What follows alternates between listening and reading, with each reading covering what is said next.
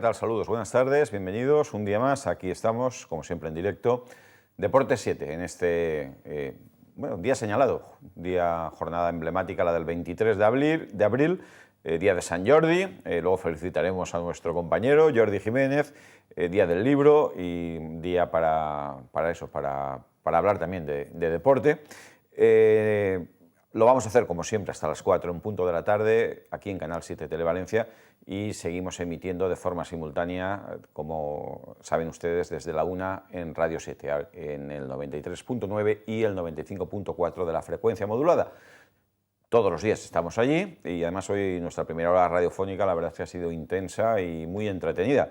Hemos hablado con Mariola Hoyos, la expresidenta de la Fundación Valencia Club de Fútbol, que hoy ha comparecido ante el juzgado número 3 de instrucción de Valencia por la denuncia que se presentó en su día tras la ampliación de capital contra los impulsores de aquella ampliación del Valencia Club de Fútbol y de la Fundación. Y también hemos estado hablando con Pep Serer, el segundo entrenador del Granada, buen amigo nuestro, habitual comentarista, pero ahora mismo junto a Abel Resino está en la ciudad de Granada, en la ciudad de la Alhambra, y el lunes juega el Granada en Mestalla. Y también hemos hablado con el compañero Héctor Esteban del tema Newcobal, el compañero que es además responsable de la información deportiva en el diario Las Provincias. Y el programa de aquí de televisión ahora y de radio simultánea, pues creo que también va a ser muy interesante. Se va a incorporar como invitado Manolo Maciá, el que durante muchos años fue delegado del Valencia. Vamos a hablar de todo esto que hemos anticipado y también de otros asuntos. Escucharemos a Lucas Alcaraz, que hoy ha comparecido en rueda de prensa. Antes van a permitirme que envíe un sentido y sincero abrazo a Fernando Gómez Colomer, al exjugador, ex capitán del Valencia, al futbolista que más veces ha vestido la camiseta valencianista. Su madre falleció ayer y hoy ha sido el funeral en el Tanatorio Municipal de Valencia. Fernando nos pidió ayer que, tras comunicarnos el fallecimiento, que prefería que esta noticia no viera la luz, que prefería la familia estar pues eso, en la más estricta intimidad y reducir el duelo al ámbito familiar y de las personas más próximas. Lo respetamos, lo entendemos. Hoy, una vez se ha producido ese funeral, sí que queremos comunicárselo a ustedes, aunque me consta que muchas personas lo sabían, e incluso, por ejemplo, el Valencia Club de Fútbol envió ayer una corona de flores, al igual que la Asociación de Futbolistas del Valencia Club de Fútbol, que preside el que es amigo y a su vez fue compañero muchísimos años, Ferran Giner. Bueno, está como siempre Samuel Borja aquí. Samuel, muy buenas. Hola, muy buenas tardes, Paco. También tendremos tiempo para hablar de básquet, pero yo te comentaba en radio que hubo una rueda de prensa que tú seguramente cuando escribas tus memorias como periodista dirás, ay, aquel día que me fui, que me mandó Paco a lo de Newcobal. Dejé el coche aparcado en la hora, sí, y me acordaré, sí. De eso no tengo yo la culpa, ¿eh? No, de eso tuvo la culpa el señor Granell, que tampoco tuvo culpa porque estaba explicando con pelos y señales todo aquel tema de Newcobal, que ha vuelto a salir hoy a la luz y que vamos a hablar un poco de él también. Sí.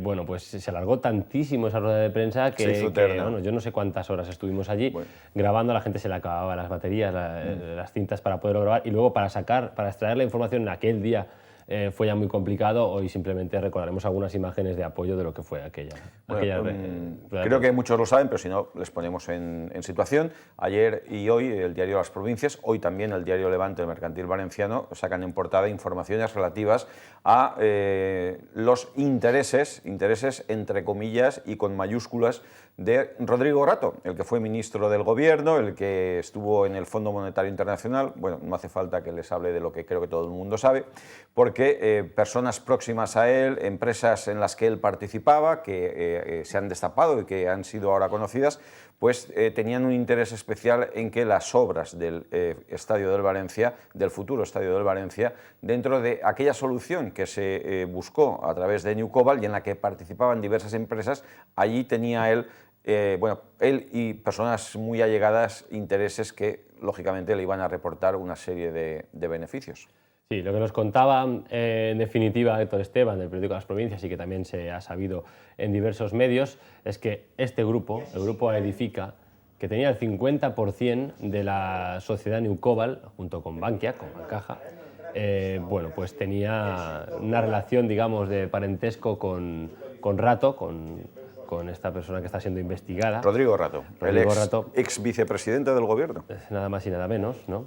Y resulta que, bueno, que cuando entró José Ignacio Goyri-Golzarri en la entidad se dio cuenta de que este proyecto, bueno, pues no olía bien, que había cosas que no estaban haciéndose de una manera correcta y que había, pues bueno, mucho amiguismo, para ser claros, dentro de esta cuestión. La gente quería ganar dinero al respecto y aprovechando la mala situación del Valencia en la que se encontraba, se encontró esta solución, pero al final la empresa que se aportó, esta de Aedifica, que forma parte del 50% de New Cobalt, que es el nombre que todos conocemos, ¿no? Bueno, pues al final resulta que, bueno, estaba claro que había mucho amiguismo de por medio y que no iba a llegar a ningún puerto. Esto se tuvo que zanjar. José Ignacio Goyri-Golzarri prefirió que esto no siguiese hacia adelante y fue la propia Bankia la que tiró al suelo la operación que ellos habían ideado, cosa que hoy ha llamado mucho más la atención porque no se entendía de esa manera antes. En efecto, es decir, Bankia estuvo en el ojo del huracán, fue señalada, probablemente con fundamento durante gran parte de los últimos años previos al proceso de venta del Valencia, la figura de esta entidad bancaria con quien el Valencia mantenía y mantiene una importante deuda, es el principal acreedor del club, había condicionado la vida del Valencia. Esta es una realidad incuestionable que todo el mundo tiene más que asumida. Pero ahora, en esta última nueva etapa, al frente de esta entidad que agrupa, recordemos, a la antigua Bancaisa, antiguamente Caja de Ahorros de Valencia y Caja Madrid, pues cuando se produjo la fusión con José Luis Olivas y con Rodrigo Rato al frente, es cuando nace Bankia. Luego, en fin, tanto uno como otro han acabado como han acabado y aparece la figura de Goyri-Golzarri, que solicitó a una consultora un informe, a KPMG. En este informe dejaba las cosas muy claras y eso fue lo que en definitiva disparó las luces de alarma y en ese sentido pues la propia Bankia fue la que echó marcha atrás, lo cual también es justo decirlo y señalarlo. Sí, eso es lo que nos interesa a nosotros desde el punto de vista de la información del Valencia, que tiene que ver con ese proyecto que se quería llevar a cabo, que al final no se llevó, se tiró por el suelo, pero es verdad que sigue habiendo un litigio dentro de esta empresa entre Aedifica, que es una de las partes, y Bankia, ¿no? Siguen entre ellos en litigios judiciales y veremos cómo terminan entre ambas partes, porque sí que se desarrollaron partes de este proyecto que están impagadas por una parte de la sociedad a la otra, digamos, pero eso ya entra dentro de el problema que puedan tener entre los socios de una misma empresa como es New Cobalt. En definitiva, el señor Granell, el que pueden ver en las imágenes, que es el que sostiene ese dossier, él lo que dice es: yo tengo firmado un contrato o un convenio y que se me tiene que respetar y lógicamente se me tiene que pagar. Porque este era un conglomerado de empresas. ¿Qué sucede? Recuerdo que esta fue una noticia que dimos nosotros antes que nadie, la recuerdo muy bien, por supuesto, un informe que solicitó en aquel momento, la Fundación Valencia Club de Fútbol, presidida por Aurelio Martínez, donde quedaba muy claro que no había ninguna obligación y que el Valencia quedaba liberado de tener que hacer frente a ese pago. Yo creo que al señor Granell le da igual quién le pague, si el Valencia o Bankia, es decir, él lo que exige es: yo tengo esto firmado y quiero que me pague alguien, pero el Valencia está exonerado de ese pago. El informe era concluyente, lo recuerdo, esto fue una información que dimos allá por el mes de junio. Sí, no, y además a esto se une la información que se ha conocido ahora, ¿no? Que la propia Bankia no se fiaba del proyecto, entonces el Valencia tiene mucha más razón de su parte y muchos más argumentos para defenderse en caso de que esto tenga que llegar ante el juez. Bueno, pues estaremos pendientes de este asunto, que repito, hoy además es tema de portada en los dos periódicos generalistas que se editan aquí en la ciudad de Valencia y que, por supuesto, tiene un amplio análisis informativo en casi todos los medios de comunicación. Nosotros también a mediodía hemos tenido la oportunidad de entrevistar en radio a Mariola Hoyos, la que fue en su día presidenta de la Fundación Valencia Club de Fútbol y la que es hija del que en su día fue presidente del club, un caballero y un gran valencianista, don Melchor Hoyos. Bueno, pues Mariola Hoyos ha comparecido hoy en el juzgado de instrucción número 3 de Valencia, citada como testigo por aquella denuncia que en su día presentó contra la ampliación de capital que desarrolló la fundación que presidía Tarsilo Piles y que lo que venía en definitiva era a decir que el Valencia, a través de la fundación, pues iba a controlar todo el accionariado. Y esa fue una maniobra presuntamente fraudulenta, lo denunció el abogado Andrés Sánchez y hoy le ha tocado ir a declarar a Mariola Hoyos, que lo que ha dicho es: yo de este tema no tengo ni idea, esto se hizo a mis espaldas, yo no tenía conocimiento de nada y que quede bien claro. De esa manera con este testimonio, con esa declaración, lo que se consigue o lo que se pretende conseguir por parte del demandante es que se centre y se ajuste muy bien la responsabilidad en quien dirigió e impulsó esa ampliación de capital. Quiero recordar, hablo de memoria, pero bueno, lo tengo muy claro, los demandados son Manolo Llorente, expresidente, Javier Gómez, que era vicepresidente del club, también fue presidente por unos días, Tarsilo Piles, y no recuerdo, pero creo que también estaba José Luis Olivas, que estaba al frente de Bankia. Así que hoy ha estado en directo Mario Lahoyos, que creo que además ha sido una entrevista de un gran valor, porque después de salir del juzgado, pues ha tenido la amabilidad de atender a nuestro programa Deporte 7 en Radio 7. Bueno, pues tras este maratón de temas un tanto escabrosos que envuelven al Valencia, yo creo que lo mejor es tomarse una copita, sí, y entramos con el fútbol, nos relajamos todos, vámonos como siempre, y qué lugar tan recomendable e inmejorable para acudir, Bodegas Vegamar en Calles.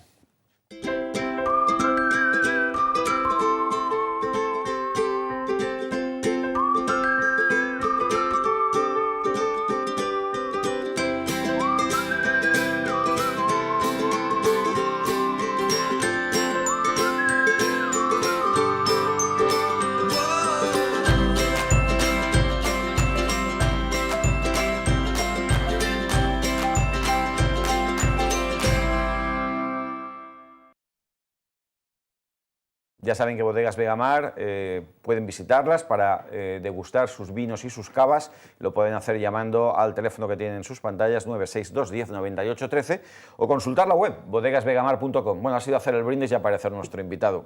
Es que nos han traído suerte las Bodegas Vegamar. Manolo Macía, muy buenas. Hola, buenas tardes. Ya estábamos un poco... Un hombre tan organizado, tan responsable y tan formal... Bueno, pero eso son anécdotas que ocurren. Y anécdotas. En el fútbol sabes que hay 10.000. Sí, sí. Aquí está una más. Bueno, para el libro. Manolo Macía es un hombre de fútbol, fundamentalmente. Yo creo que a veces hay personas que ocupan lugares, diría, poco relevantes en apariencia, pero son estratégicos y tienen la privilegiada situación de ver cosas que muchas veces los demás no vemos, y además se enteran de todo. Él es, como digo, una persona que desde muy pronto se dedicó al mundo del fútbol base. Luego en el Valencia, en la escuela, ha trabajado en diversos cargos, ha sido director de la escuela y también ha sido delegado del Valencia Club de Fútbol, y además en una época inolvidable, la última época gloriosa, el último ciclo, Manolo. Sí, la que ganamos en poco tiempo 4 títulos. 4 títulos. O sea, que fueron las 2 ligas, la UEFA y la Supercopa de Europa. Vamos a recordar el pasado, vamos a que nos cuente sus impresiones, pero también quiero hablar con él del presente, porque además solemos coincidir en Mestalla casi todos los partidos. Todos los partidos de Valencia, y estamos a apoyar psicológicamente, o como queramos llamarle, para que ese granito de arena siga ahí ayudando al Valencia para que la afición consiga, bueno, el equipo consiga lo que la afición se merece. ¿A ti te gusta este equipo? ¿Cómo lo definirías? Sí, ¿no? Este equipo yo creo que es un equipo de futuro, un equipo donde creo que ya lo está encontrando, digamos, lo que tú y yo de jóvenes sabíamos, que es la alineación de memoria, un equipo que juegue de memoria, un equipo que tenga una entidad propia, que no tenga que... Yo lo que siempre me ha gustado y siempre he luchado, he dicho que el Valencia tiene que tener su propia identidad, en el sentido de que no tienes... El Valencia, después de Madrid y Barcelona, por lo que todos sabemos, sí, motivos económicos, motivos organizativos, motivos arbitrales, o como queramos llamarle luego. Por todo. Pero el Valencia está ahí después. Entonces, yo a veces lo que no he comprendido, a veces pues con los entrenadores que he tenido confianza, tanto con Héctor Cooper, con Benítez, con Ranieri, en fin, el estudiar el Valencia al equipo contrario a un equipo inferior. Yo creo que yo no debo de ir, por ejemplo, a Eibar a ver qué va a hacer el Eibar. No. Yo creo que el Eibar es el que tiene que se preocupar de lo que tiene que hacer el Valencia. Y yo tengo que salir fuera de casa, como en mi campo, con mi estilo. Yo creo que el Valencia tiene un equipo para poder atacar desde el primer minuto a todos sus equipos, que lógicamente si tiene por encima son 2 y 2 o 3 que están luchando por esa posición, incluido él, y el resto son todos inferiores. Que se puede dar la campanada que te ganen, le ganan a todos alguna vez el último al primero, pero yo creo que lo lógico es que ese Valencia salga y que el equipo contrario a los 10 minutos diga, aquí sí, vamos a ir con cuidado, ¿no? No que a ver qué hacen ellos, a ver, eso es lo que siempre me ha dejado ahí un poquito tilín, ¿no? Has hecho un repaso rápido de 3 entrenadores y que yo creo que han marcado una época en el club, Ranieri, Cooper y Benítez, cada uno con su registro. ¿Había puntos en común entre los 3 o eran diferentes? Bueno, son diferentes. O sea, por ejemplo, Cooper yo creo que no se le valoró por parte del público, tal vez por su forma de ser, porque él de cara al público parecía un hombre agrio, un hombre serio, pero vestuario, comentando, pues era todo lo contrario. Yo fíjate, precisamente, te voy a decir una cosa muy personal, tenía esa fama, entonces le teníamos cierto respeto a la hora de un día invitarlo, en aquella época, a Minut en Canal Nou, y hacerle una entrevista en profundidad, decir, porque ya decíamos, no va a entrar, no te da juego y tal. Fue todo lo contrario. Estuvimos Quique Flores y yo tan a gusto aquel día, y habló tan distendido de fútbol, que ahora me acuerdo que incluso amigos y tal me dijeron, oye, que nos hemos quedado impactados por lo que no sabíamos de Cooper. Coincidimos sin haber hablado tú y yo antes, Sí, porque no estaba aquí cuando has entrado. No, es cierto. Que me refiero a eso, que en el cuerpo a cuerpo era sensacional, de fútbol sabía, vamos, lo que no pone ningún libro, ¿no? Sí. Y entonces daba gusto hablar con él, porque además con ese dejo argentino que tenía y de vez en cuando ese socorrillo que sueltan, pues, pero era un hombre muy trabajador, muy metido, muy pensando siempre en el equipo, pensando en los jugadores, y de hecho yo creo que la lástima fue no ganar ninguna de aquellos finales. Fíjate, yo tengo la sensación, Manolo, que la mejor versión de Cooper fue en Valencia, el crecimiento y la consolidación de Benítez fue en Valencia. Es verdad que luego en Liverpool lo hizo bien, pero luego ya creo que es otro entrenador. Y también que el primer Ranieri es tremendo. Era un hombre también entregado por completo, era agresivo en la forma de entrenar, en la forma de llevar a sus jugadores, en la forma de explicar al equipo lo que quería en el campo, y yo creo que fue un Valencia brillante, que ganamos la Copa del Rey, y además con la explosión de jugadores. Recordarás que, por ejemplo, Piojo López, el año anterior o 2 temporadas, estuvo a punto de ser cedido, que se eligió a Vlahovic y a él no, y en fin, hubieron cosas ahí. Sin embargo, ese año el Barcelona soñaba todos los días con Piojo López. La final de Sevilla fue sensacional, al margen de que también había un equipo arraigado, un equipo que peleaba, un equipo que lo daban todo, con un bandera que era Mendieta, que era el capitán entonces, y yo creo que los mejores momentos vienen desde la Copa del Rey hasta final de la era Benítez. Luego se está intentando poquito a poco volver, y yo creo que ahora, pues con la inversión de Peter Lim, como se están haciendo las cosas, fichando gente joven, de futuro, de calidad, es muy importante.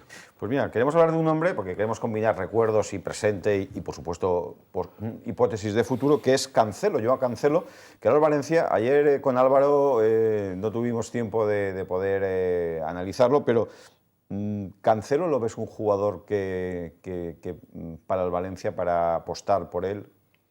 Lo que me parece sí un poquito alto es la cantidad que se baraja, que no sé si es cierta o no, porque tú ves que lo de las cantidades... Entre 10 y 15 se está hablando, digamos. Si son 10, yo creo que es un jugador, además yo creo que es, es el Gallá de la derecha. Jugador que puede jugar de lateral, que puede jugar en la segunda línea, tiene rapidez, tiene fútbol. Tal vez le falta esa experiencia, porque creo que lleva jugados en el Valencia 6 partidos esta temporada. Entonces, claro, un jugador que decían 15 millones con 6 partidos, a lo mejor estos han sido los mejores de su vida. Y luego, pues, no es lo mismo. También te digo una cosa, cuando el Valencia fichó a Banega en el 97, era un jugador que apenas en Argentina no lo conocía nadie, y fue una apuesta de futuro a un precio muy alto. Es verdad que la situación económica era otra. Y el resultado lo está sacando el Sevilla. Y el resultado lo está sacando el Sevilla. Por eso te digo que nunca se sabe. A lo mejor tú pagas eso y después dices, esto no es lo que yo era. Pues bueno, he pagado 15, voy a venderlo por 7. Y al equipo que va por 7 resulta que es donde explota, más con la edad que tiene. O sea, yo creo que es un jugador para tener muy en cuenta de futuro, precisamente por esas 2 posiciones que puede ocupar, que en un momento dado te permite el que pueda salir otro jugador al mercado que a lo mejor está más valorado en este momento. En fin, eso ya son operaciones que hay que estudiarlas. Pero yo creo que es un jugador con mucho futuro, con mucha calidad, es rápido, tiene criterio, es hábil, sabe salir de situaciones comprometidas, y eso es importante en un chaval de esa edad. Bueno, vamos a oír a un jugador, vamos a escuchar a un jugador que ahora mismo es del Valencia, pero está en el Granada. No va a jugar el lunes porque el contrato de cesión lo impide. Evidentemente hablamos de Robert, que se ha pronunciado ante el partido que juega el que circunstancialmente es su equipo? Bueno, pues la verdad que el vestuario pues está con ánimo, está convencido de que puede ir a Mestalla y puntuar, porque el otro día contra el Sevilla lo hicimos. Y bueno, yo personalmente es una lástima porque tenía muchas ganas de jugar, pero bueno, me tocará animar desde la grada. Bueno, pues las militancias a veces tienen estas diría, excedencias, ¿no? Sí, no puede jugar el partido porque la cláusula del miedo, que se suele decir, lo impide, es decir, el Valencia cede el futbolista. Obviamente el Granada no estará pagando todo lo que sea su ficha, etcétera, y por eso se pone ese tipo de cláusula para que no juegue contra el Valencia este fin de semana en Mestalla. Pero claro, la pregunta también interesante es, y ya no solo a él, sino también a Pep Serer, con el que hemos hablado antes, son gente que conoce muy bien el Valencia, lo conoce muy bien incluso de esta misma temporada el Valencia, de haber estado muy cerca del equipo, de haber estado siguiendo al equipo siempre. Y ahí el tema que comentaba también Manolo antes de cómo estudiar el equipo, ahora que tiene que venir el Granada a jugar aquí, creo que lo van a tener muy bien estudiado. Después no sé si los jugadores sobre el campo van a poder desarrollar su fútbol, pero... Al final decide el jugador siempre, o sea, todo lo que digamos en tácticas, en jugadas de estrategia, pues a veces te sale una jugada que no la tienes ensayada y te dan una solución de un tacón, y dices, ¿cómo la han ensayado y tal?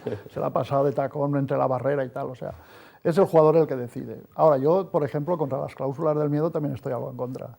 ¿Estás en contra? Si ese jugador no te vale, ¿por qué le prohíbes que juegue? Que ese día lo va a dar todo y a lo mejor te mete un gol. Que cuando no está aquí es porque es peor que los tuyos. Hombre, yo te voy a contar una cosa.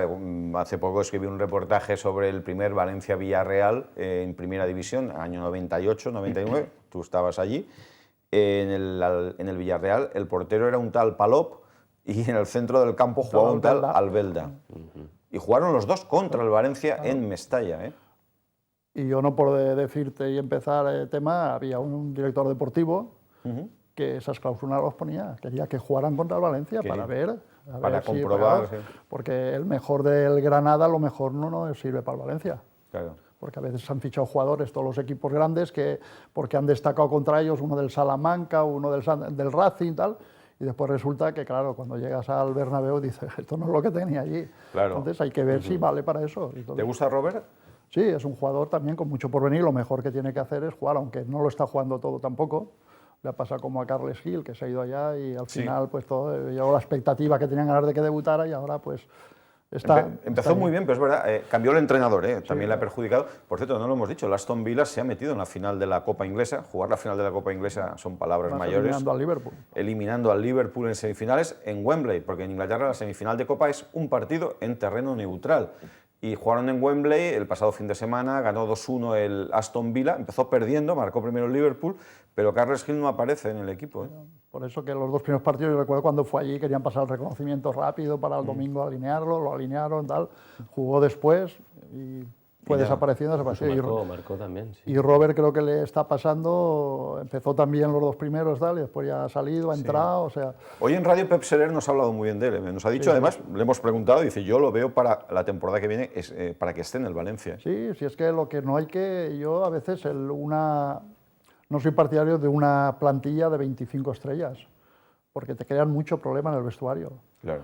Y al final van a jugar 14. Si tú ves las cosas que habrás visto tú. Si tú ves las alineaciones, al final de temporada ves que se han gastado, lo que se dice minutos, son 14 jugadores. Yo estoy de acuerdo, siempre lo he dicho, además, y tú lo sabes. A la salida los chavales que aparte se revalorizan estando en el Valencia y entonces sí que el fútbol base puede vivir de los traspasos de esos jugadores que salen de la cantera. Claro. No te van a dar 20 millones, pero tú vas a pedir 2 millones y te los van a dar. De todos modos, fíjate, ahora que vemos imágenes del Valencia en Paterna, y tú que has sido director de la escuela, hay que reconocer, y esto es algo que extiendo no a nadie en concreto, sino en general.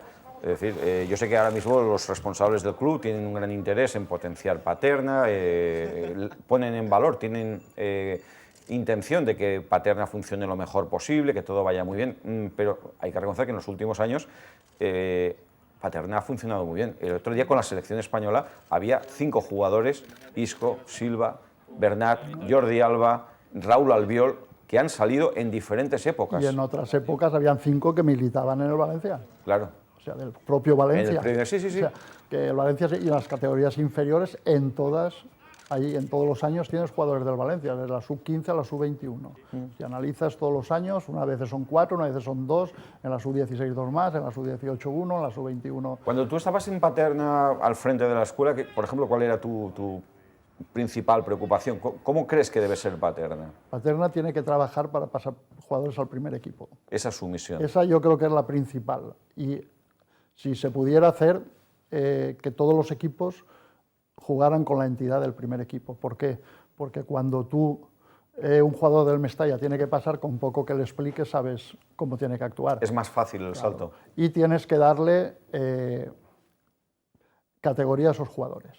Si tú vas a traer de fuera uno para suplente del Valencia, sin menospreciar a nadie, nosotros de tercer portero teníamos a Rangel, recordarás, sí. Jugó un partido de UEFA creo que fue, jugó 2 partidos de Liga, pero era de casa.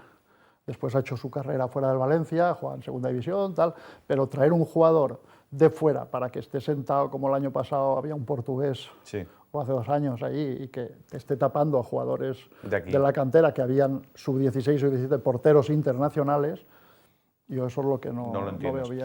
Bueno, hemos escuchado a Robert, todavía vamos a escucharlo un poquito más porque le han preguntado, como tú conoces también al Valencia, seguro que le chivas algo al entrenador, a Abel Resino. Bueno, la verdad que es difícil meterle mano al Valencia y más en Mestalla, pero bueno, yo creo que intentaré ayudar al equipo con qué armas se le puede meter mano al Valencia y bueno, pues el lunes ya se verá. Bueno, a ver si el año que viene es el entrenador de Granada. Sí. Bueno, él vendrá al partido, pero estará con la familia. En la grada de Mestalla. Por cierto, ¿cómo está Enzo Pérez, bien, Samuel? Bien. Sí, a ver, hoy no había entrenamiento por la mañana, lo hemos dicho al principio, habrá entrenamiento a partir de por la tarde. El Valencia sabe que tiene un jugador tocado, que es Rodrigo Moreno, que tiene problemas en la zona lumbar. Ayer se tuvo que retirar después de estos ejercicios que estamos viendo. Enzo Pérez ya, ahí lo vemos entrenando con normalidad, terminó todo el entrenamiento, además con ejercicios de este tipo de fuerza, etcétera, los que demuestra ya que físicamente se está poniendo a tono. El Valencia tiene mucho tiempo para preparar el partido del lunes y eso le va a venir en principio muy bien, sobre todo para recuperar físicamente a jugadores como Enzo Pérez, a jugadores como Piatti, que nos decía Pep Serer que cree que va a ser incluso de la partida, que va a ser titular contra ellos por lo que ha estudiado, ¿no?, del Valencia. Y además, bueno, pues eso vendrá bien siempre y cuando no haya lesionados durante estos días, porque se aumenten demasiado las cargas de trabajo. Hoy, por ejemplo, el equipo no ha entrenado por la mañana precisamente por eso, ¿no? Muchas veces cuando el miércoles entrenan más físico, el jueves pasan a entrenar por la tarde para tener algo más de descanso. Hoy habrá entrenamiento y a partir de mañana viernes seguirá habiendo entrenamientos, viernes, sábado y domingo, o sea, 3 días más ya para preparar, creo que ya más tácticamente, lo que van a intentar en el partido contra Granada. ¿Te gusta Enzo Pérez? Sí, yo creo que tampoco ha dado lo que tiene que dar, porque lo han acoplado en varios puestos. Por ejemplo, el primer día contra el Madrid, que jugó, digamos, para que la gente lo entienda, de Javi Fuego. Sí. Yo creo que esa posición no es la de él. No es la de él. Yo creo que no. Y creo que el Valencia, si el año que viene estamos en Champions, Liga, Copa, tiene que buscar un recambio en esa posición de lo que hablábamos antes, un tipo Albelda, un tipo que esté ahí para poder jugar en un momento dado con 3 defensas, porque hay partidos en que el partido se pone mal y no porque saques más delantero lo ganas. Hombre, puedes poner el centrocampo, que es lo que tienes que dominar para llegar. Me acuerdo, entonces, Manolo, perdón que te corte, el día del Valencia-Athletic de Bilbao, fue un 0-0 y estaban en el campo Alcácer, Negredo y Rodrigo. Por eso te digo yo que... Y no tenías llegada, la verdad es que no. Y a veces se arman unos líos ellos mismos porque se desmarcan 2 hacia la misma posición, el otro... Entonces lo que hay que dominar siempre es el centro del campo, que es donde van a hacer el fútbol. ¿Y dónde ves a Enzo? Dices, ¿cuál es su posición? Yo a Enzo lo veo más en un centro de campo de 5. Lo que pasa es que hay... Una tiene que ser fija, que es la de Javi Fuego, porque hoy por hoy yo creo que en el Valencia no hay ningún jugador que se sacrifique y que aguante ahí, que se cruce a banda derecha, a banda izquierda. Todo lo que hace él es un trabajo eso es suyo, impresionante. Y después, las 2 posiciones de al lado, lógicamente se tienen que partir entre 3, que es Parejo, André Gómez, André y Enzo. El que mejor esté. Con 3 competiciones no hay problema, el problema es si juegas una, pero cuando 3... Yo creo ¿Te acuerdas? Me acuerdo, bueno, nos acordamos todos, yo creo, los espectadores y los oyentes también, aquellas famosas rotaciones de Rafa Benítez. Que fue el inventor, ¿eh? Ese fue sí, de luego quedó, Hasta pasará la entonces, historia. no, lo que pasa es que las rotaciones de ahora, yo cuando una rotación veo que cambian a 9 jugadores de golpe, digo, eso no es una rotación, eso es... Ese es el equipo. Claro, es que tú tienes que... No, él tenía además, mira, ves, ahí está, además era fenomenal cuando a lo mejor yo me venía antes del Saler con el coche para atender a los árbitros y tal, me tenía que dar la alineación Rafa, y a veces le decía, Rafa, esta alineación... ¿Tú acertabas las alineaciones o tampoco? Nadie. Yo creo que ni él.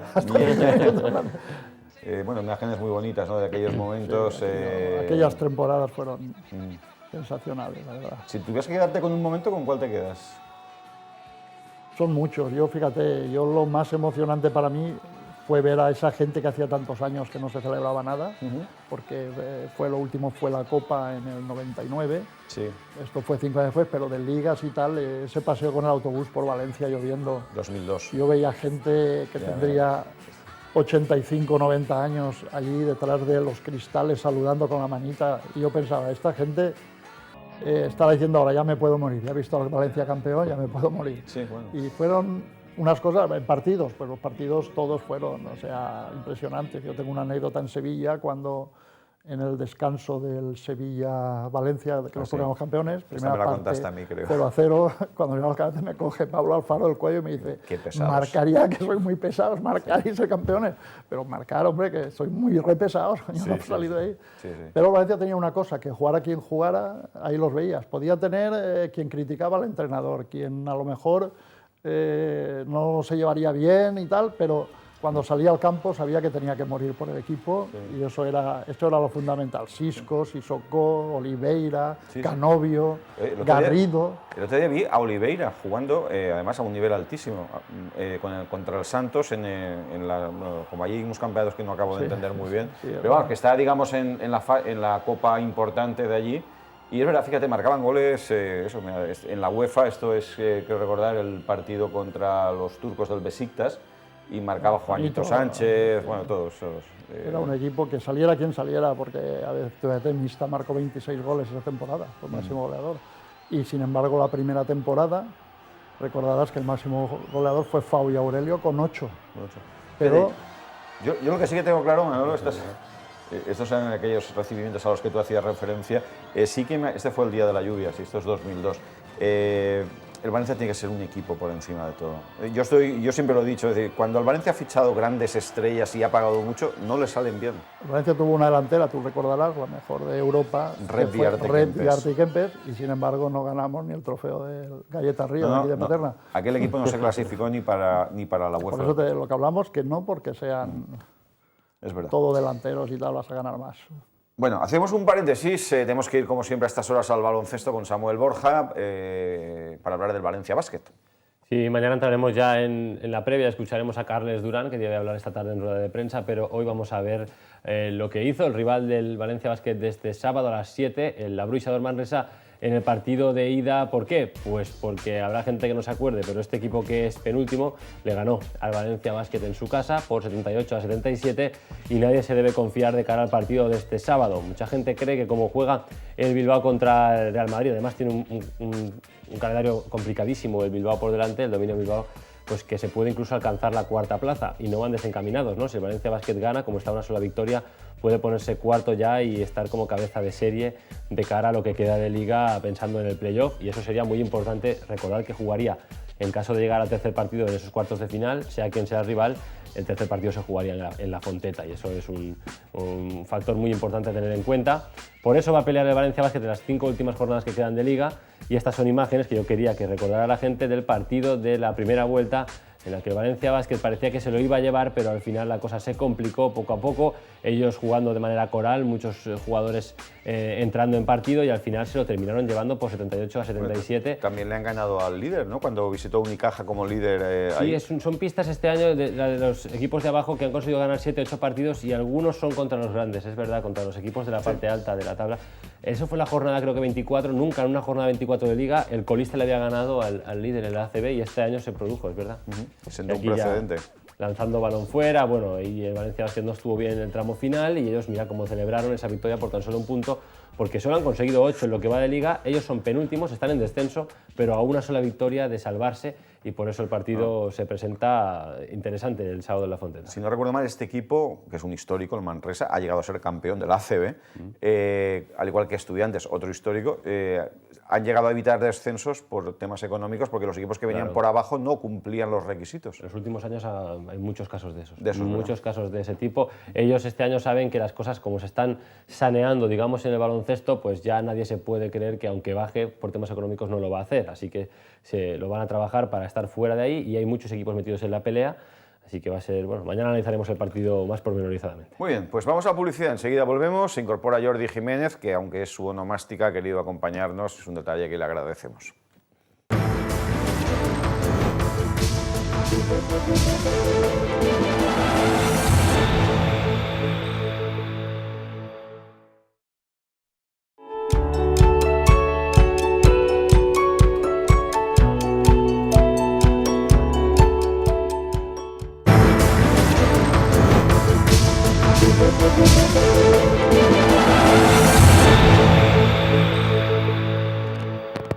Seguimos adelante, seguimos en directo aquí en Deporte 7 y aquí está Jordi Jiménez. Jordi, muy buenas. Muy buenas. Felicidades. Gracias. El champán estará en la nevera ya, supongo. Sí. De bodegas, para luego, claro. de bodegas Vegamar, claro. Por supuesto. Bueno, de otra manera. Bueno, Jordi, hoy has estado en el Ciutat, ahora escucharemos a Lucas. Y traemos imágenes además curiosas. Ayer os decía que nos habían cerrado las puertas, hoy nos las han abierto y no estaba previsto que fuera puerta abierta, pero sí ha sido. Y lo que hemos palpado es muy buen ambiente. Eso sí, un entrenamiento muy relajado. Luego veremos imágenes o cuando tú consideres, pero hay imágenes y detalles que por lo menos ves que, aunque la plantilla sea consciente de lo que se juega, no hay un clima de tensión, de preocupación o de miedo, ¿no? Hay un relativamente buen ambiente, que eso siempre ha sido importante en el vestuario del Levante. Bueno, pues creo que tienes un problema con el micrófono. Sí. Muy bien. Bueno, pues mientras tanto vamos a seguir con el programa, aprovechando que está aquí Manolo Maciá, hoy nuestro invitado, hombre de fútbol. Estábamos antes recordando imágenes antiguas, bueno, antiguas, relativamente antiguas, de aquel ciclo glorioso. ¿Por qué el Valencia llega a la cúspide, y tú eres una persona autorizada para darme tu opinión, y de repente se produce el hundimiento tan acelerado? Es decir, ¿por qué un equipo que llega después de tanto tiempo de crecimiento y...? Bueno, yo creo que también la marcha de Rafa hizo, no voy a decir hizo mal al Valencia, porque él también tenía que seguir creciendo, y una forma de seguir creciendo, lógicamente, era en el Liverpool, que entonces estaba también en horas bajas, consiguió, como tú sabes, ganar la Champions, aquella famosa del 3-0. Llegar y besar el santo. Y eso le dio... siguió creciendo Ancelotti de entrenador en el Milan. Yo creo que fue porque se eligió a Claudio Ranieri más por lo que había sido antes que como era actualmente, ¿no? Segundas partes no son buenas. No, pero es que aparte él ya... yo creo que ya no era ese entrenador activo, agresivo que te he dicho antes. Ya en el Chelsea allí acomodado. Se había burguesado. Y entonces ya era distinto. Ya se creía que él hablando solamente ya estaba. ¿Y qué ocurrió? Que como se esperaba la reacción de la afición por la marcha de Benítez, pues se hizo en 2 días, vamos a por Ranieri y tal. Y se fue urgentemente allí ofreciéndole el puesto de manager general y tal, o sea, que aún una burguesándose más. Y yo creo que ya los jugadores poco a poco ya no creían en él, ya el equipo, habían discrepancias en la forma de trabajar entre el propio equipo técnico. ¿Sabes? Que estaba Antonio López. Roberto Sassi, sí. Ahí hubo ya también un poco de tal, y hubo alguna que otra traición por parte de alguno del cuerpo técnico, que de hecho después se deshizo de 2. Y entonces todo eso, pues en un equipo de fútbol la gente eso no lo ve, porque eso es de puertas para adentro, pero suele ocurrir. Sí, por eso he dicho al principio que yo no sé, supongo que algunas cosas te las vas a quedar siempre para ti. Por supuesto, porque yo siempre he dicho que el vestuario es un santuario, ¿vale? Claro. Y entonces eso hay que quedárselo, porque hay que tratar de solucionar problemas, no de crearlos, porque en los vestuarios se crean muchos problemas de todos los aspectos, y lo que hay que hacer es pues tratar de ayudar a una parte, a la otra parte, para que todo sea una base de aceite y poder todos luchar en lo mismo, en el bien del equipo. Claro, la realidad es, vemos estas imágenes tan emotivas, tan bonitas, los jugadores se besan, se abrazan, se quieren, pero luego la realidad realmente es otra, ¿no? Tú sabes casos de claro, es decir, que no se habla en el vestuario, o sea, pero no aquí en el Madrid, en el Barcelona. todos son. No, O eso sea, es una ley del fútbol. O sea, que es una cosa que el jugador de por sí, inconscientemente es egoísta y piensa en él. Y es él y él. Si no juega, pues ya monta la de Dios y se alegra de que el equipo pierda y tal, pero no, aquí, en cualquier equipo de fútbol, en regional, no me ha sacado. Que pierdan, sí, que se lo carguen. Por eso te digo yo que es así, entonces hay mucho que lidiar para tratar de que no el vaso no se salga al agua de ahí. ¿A ti te tocó en algún momento hacer ese papel de hombre bueno, de mediador, de confesor, de...? Sí, yo a veces he hablado con jugadores y he tratado de parar algunas cosas que podían haber ido a más. A veces pues también con el cuerpo técnico pues a veces también tenía una idea equivocada de algo y también había que decirle no, que esto no es así y tal. O sea, esa es una labor, o sea, que es que la labor del delegado no es solo presentar las fichas, que es lo que la gente piensa, ¿no? La labor del delegado es toda la semana trabajando para ese equipo y el domingo sí es cuando viene el tema de fichas, el tema de llevar todo el control, pero tienes que llevar hoteles, tienes que llevar... entradas, compromisos, llamadas... Todo. O sea que... ¿Echas de menos esa rutina de tantos años? No, hombre, ahora ya pues ya llevo 2 años fuera del tema y ya estoy acostumbrado, ¿no? Pero es una cosa que yo siempre la digo, o sea, cuando acaba una temporada, está acabando y dices, joder, qué ganas tengo que llegue ya el último partido y descansar. ¿Y luego? El domingo siguiente que dices, ¿y ahora dónde voy yo? ¿Qué haces? A ver, algún amistoso, juveniles, hay algo por ahí aún para ir. Y estar ya deseando que vuelva a empezar las concentraciones de pretemporada, empezar a jugar amistosos, ver el equipo cómo va, o sea... Sí. Es una cosa, yo siempre he dicho que es la droga más sana, pero la peor. Sí, porque es la más adictiva. No te lo puedes dejar ya en la vida. Yo hoy vengo aquí, pues si no estuviera activo, por ejemplo, en esto, pues nos veríamos menos. Claro. Nos veríamos por la calle y tal, pero con otras personas igual, si vas a ver partidos siempre ves gente, ¿qué tal? O sea, es así, el fútbol es una cosa que normalmente es muy difícil de dejar y el que lo deja sufre. El mismo jugador tiene 50 años y cree que aún está para jugar. Sí. O sea, nunca es difícil, que está para retirarse, ¿no? Y por eso te digo que...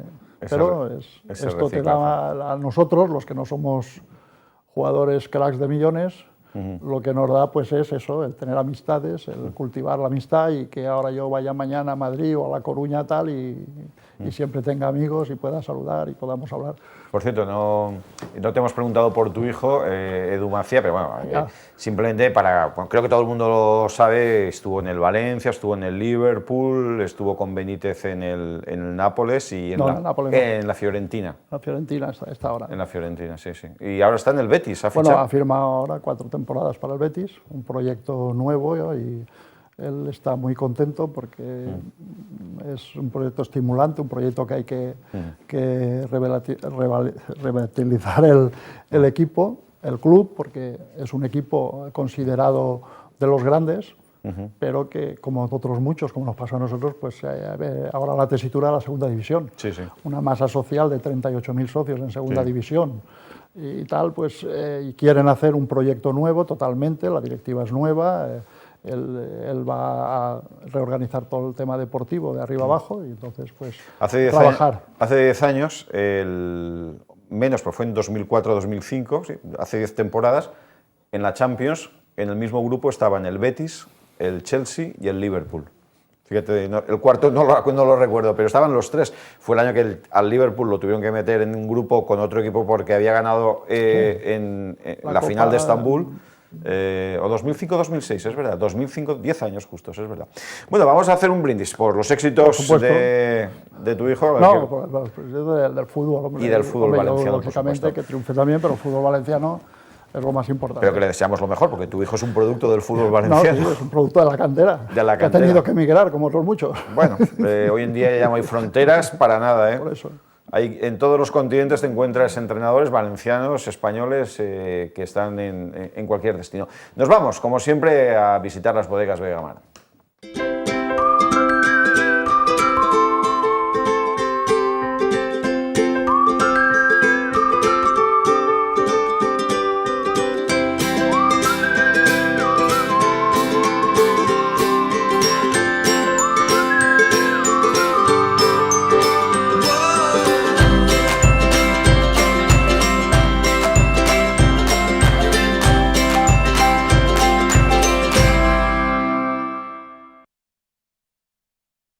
Pues ya lo saben, las bodegas Vegamar las pueden visitar, están en un lugar muy bonito, en Calles, cerca de Chelva, y pueden llamar al teléfono 962109813 o visitar la web bodegasvegamar.com. Allí podrán degustar sus vinos y cavas. Bueno, como Jordi hoy era su santo, dice, tengo que llamar la atención de... Bueno, ya puedes hablar, Jordi. Sí, bueno, creo que antes podía hablar, pero se me escucha poco. No se te Hemos escucha. aprovechado para... Ahora ya se te problemas. escucha. Bueno, Ya. solventado el problema técnico, pedimos disculpas, que lo tengo muy preocupado con el Levante. ¿Tú cómo lo ves? Tú que vas mucho también a ver... Yo, o sea, está siendo un año muy difícil para el Levante. Es un año que está igual, te hace unos partidos que no te esperas y lo saca, que el partido que tiene casi la obligación de sacar, no lo saca, ¿no? Entonces yo creo que va a estar peleando ahí con los que están prácticamente hasta 2 partidos antes de finalizar la Liga, que es cuando ya alguno se habrá, porque si él gana, pues se sale. Si la semana que viene pierde y gana el que va detrás, se sale el otro y se mete él, y estamos así ya varias jornadas. Ahora hay un tramo de calendario muy interesante. Getafe no es, Clave, ¿eh? no es un mal desplazamiento. Luego el Córdoba en casa y el siguiente es La Real en San Sebastián, un equipo que parece... Le queda Atlético de Madrid, le queda Valencia. No, Valencia no. Valencia. Le queda estos perdón, 3 sí. seguidos, El Atlético de Madrid y luego sí que hay 2 partidos tremendos. Coruña y Elche en casa. Yo creo que el del Elche está ganado por una razón, porque el Elche estará salvado. Porque estará salvado. Va a influir mucho también el tema de la Almería, ¿eh? Claro, es que... Que yo lo que no comprendo es por qué se esperan al final de temporada para decir si le quitan o no, porque eso, ahora ese equipo, por ejemplo, no puede programar nada para el año que viene. Claro. Si se queda en primera es un tipo de jugadores, si baja a segunda es otro. Entonces, incluso yo planteaba un escenario de esa última jornada con algún equipo que no sabe si con el empate le sirve o necesita ganar, por si el Almería tiene 3 puntos más o 3 puntos menos. Y va a tardar eso por el mero hecho de la topetía que tienen la Liga y la Federación. Ahí hay para mucho la de Liga no se los tienen que quitar, para la Federación sí, los clubes dependen de la Liga, la competición de la Federación, y entonces vamos a estar así hasta el final. ¿Y sabes lo que pasa, Manuel? Que como entre ellos hay una guerra permanente, pues eso encona más las posturas. Pero eso, lo mismo que van a hacer dentro de un mes, lo pueden decir ahora. Claro, sería fundamental. Vamos a escuchar a Lucas Alcaraz. Jordi. Sí, si te parece, hablando en concreto del partido del sábado en Getafe, de su importancia y también de la importancia que pueden tener las bajas del Getafe. Iban repasando yo, tiene hasta 6 bajas seguras, futbolistas que ya son bajas de larga duración como La Fita o como Álvaro Vázquez, que lleva semanas fuera, pero también es baja por tarjetas Alexis, Vázquez, el central, tampoco estará Yoda, muchas bajas. Decía esto sobre el tema Lucas Alcaraz. Si pensamos así, mal vamos. Te quiero decir, ellos van a tener un equipo competitivo, una semana de 3 partidos, vamos a encarar el primero y tenemos que pensar que, bueno, que es un campo complicado, que es un rival complicado y que tenemos que dar nuestra mejor versión, que tenemos que ser un equipo competitivo y que tenemos que cometer muy pocos errores, ¿no? Bueno, pues hace bien Lucas Alcaraz en no buscar ni excusas ni confianzas por todo ello. Lo que hay que hacer es ir y ofrecer una buena imagen. A mí me parece que las 2 salidas son equipos que ya no tienen demasiado que hacer en la Liga. Yo, sobre todo en ese caso, la Real, yo creo que el Getafe tiene prácticamente la permanencia consolidada, pero creo que precisamente el del sábado es un partido clave. Por cierto, vamos viendo imágenes del entrenamiento hoy muy distendido. El Levante se ha apuntado a la moda del fútbol. Vemos habitualmente en Paterna, en redes, el Levante, esto es al más puro estilo Levante, Paco. Mira cómo hacemos en el Ciutat las redes del fútbol. ¿Qué? Con 2 palos, con Moy, el encargado del material, y los jugadores colaborando a ponerle una cinta adhesiva y ya hay una red de tenis. Producto artesanal. Se empezó con una cuerdecita, ¿eh? Claro, es que al final ahora ya hay redes especializadas, pero supongo que en tus tiempos, Manuel, pues habría que hacer ingenios para... En mis tiempos les decía, yo, otra anécdota, esta sí que es para morirse, o si lo puedo contar. Sí. Llego a un entrenamiento y le digo al del material de allí, de un pueblo, tal, oye, prepara que vamos a hacer un tenis y tal. El tío se calla y se va. Jugadores en el campo, y allí no había nada, el tío no aparecía. Voy al vestuario, está todo sofocado allí. Digo, mister, no tiene raquete. Vale, ya te lo explicaré luego. Vamos a hacer otra cosa. Pues sí, hoy ha sido, Paco, un poco en la línea de estas imágenes que vemos, un entrenamiento muy distendido, ha sido prácticamente calentamiento ligero, fútbol, y en torno a 1 hora ha sido el entrenamiento más plácido y de recuperación. Ahora, se han picado y luego veremos imágenes curiosas. Los futbolistas tienen ese gen competitivo que no dejan pasar ni una, ¿eh? ¿Quién fue en Paterna aquel día que estaba uno? Barragán, el que se llevó por delante la red Barragán fue, y acabó con todo. Aquí algún que otro jugador también se ha llevado la red de esta que se ha montado. ¿Has visto? Discusiones permanentes por aquí, por allá, y competitividad al máximo. El que no está muy satisfecho es Lucas Alcaraz, ¿eh? Con el calendario que le ha tocado sufrir al Levante, y especialmente en este tramo de 3 partidos en 6 días prácticamente. Le preguntábamos al míster si va a influir esto en las alineaciones y si prepara cambios en función de estos 3 partidos tan seguidos. Sí, es que no tenemos otro remedio. O sea, no nos han dejado tiempo para recuperar, ¿no? Incluso somos, junto con el Granada, el equipo que menos días tiene entre partidos. Y además venimos de que la semana anterior de los 3 partidos también nos tocó en la cuarta, que no era de 3 partidos, jugar de lunes a viernes. O sea, en ese sentido hemos sido claramente el equipo más perjudicado. Y por tanto yo considero que cada 3 días escasos, pues evidentemente hay gente que no recupera, y como hay gente que no recupera tienen que jugar otros, ¿no? Fíjate cómo acababa el fútbol y el Levante, todos por el suelo, todos protestando. Ahora vemos algún detalle. Por cierto, me parece justicia lo que ha dicho el entrenador, el míster, defendiendo la postura del Levante, pero también hablando del Granada como otro equipo perjudicado. Uche lo quería controlar todo, aparte de ganar, les decía tú aquí, yo aquí. Vemos al segundo entrenador, que es el que tomaba nota, porque esto no era una simple competición porque sí, aquí se ha tomado nota, y luego verás en las imágenes el premio que se lleva el ganador, que yo no sé casi. Ahí Juanfran se pensaba que había ganado. Sí vale la pena ganar, ¿no? Sí, porque luego lo veremos. Si te parece, escuchamos antes a Lucas Alcaraz y acabamos de ver luego las imágenes. Hablando sobre lo que probó precisamente ayer en el entrenamiento, esos 5 defensas, si puede ser una opción de cara a Getafe. Bueno, estamos... Todas las semanas probamos cosas. Probamos alternativas, pues, a situaciones que nos pueda plantear el juego, ¿no? Y en ese sentido, bueno, ya lo hemos utilizado en algún partido, pero bueno, todas las semanas vamos viendo cosas, pues evidentemente las cosas donde se trabaja en los entrenamientos, no en los partidos. Entonces en los entrenamientos hay que ver qué cosas se pueden hacer, ¿no? Pero más una alternativa durante el partido que algo de inicio. Eso ya lo elegiremos en su momento, ¿no? No vamos a dar pistas. Lucas Alcaraz en ese momento de jolgorio se ha sumado un poco, pero él, como siempre, es en otro tono. Esto era la deliberación. Parece que hay algún error. Ha ganado el equipo de Sumetra, pero luego no. Vemos a Ramis cachondeándose, todo el mundo alucinando. Finalmente, los ganadores son el equipo que era formado por 4 futbolistas, que si no me equivoco eran Calu, Uche, Iván, Toño, y fíjate lo que les pasa. Encima de que ganan, mira la que se llevan. No, te digo yo. Yo diría, no es mi cumpleaños. Patadas y todo casi en la cabeza.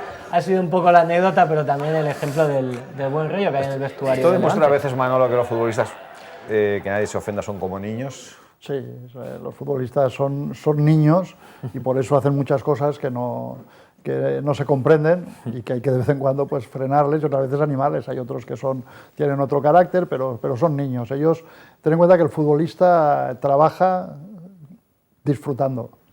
Si el futbolista no disfruta, mala cosa. Entonces ahí demuestra que han disfrutado en el entrenamiento de hoy.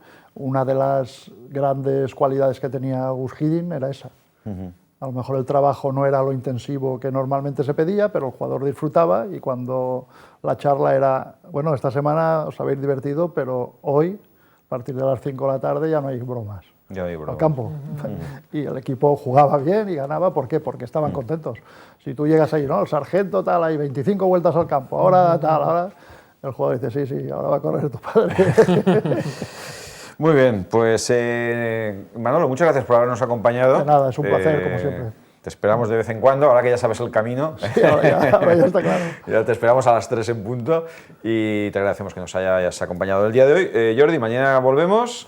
Mañana más. Lista de convocados en el Levante. Mañana será la lista porque el partido es el sábado. El Valencia se le va a hacer muy larga la semana porque el partido es el lunes, así que aún nos queda. Nos vamos a ir con imágenes de un acontecimiento náutico que ha tenido lugar en Valencia, el Valencia Boat Show. Con esto acabamos por hoy. Buenas tardes, gracias.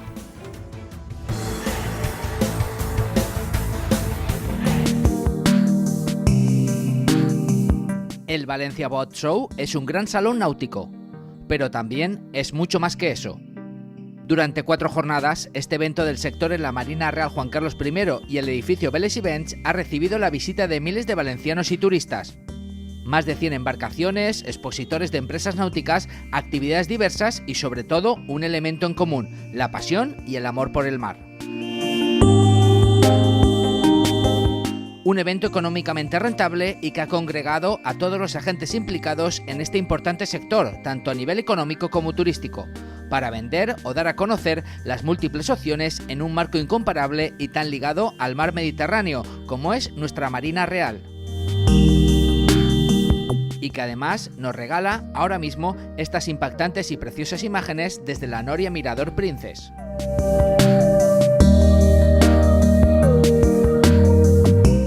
Pero el Valencia Boat Show es mucho más y por eso ha querido acercar también la atracción al mar a muchas familias.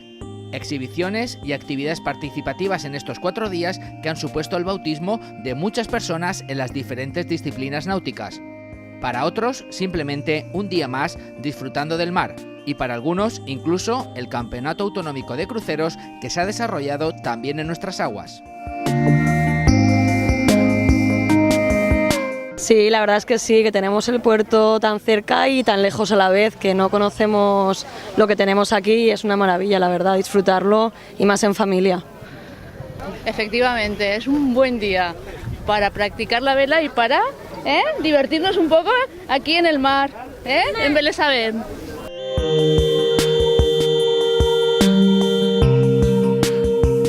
Pero Valencia Boat Show ha sido también un sensacional punto de encuentro y diversión. Zonas de exposición, descanso y la excelente combinación de música y gastronomía para aprovechar al máximo este certamen con el mar como protagonista. Una edición que nos deja a todos con muchas ganas de que pronto vuelva el Valencia Boat Show.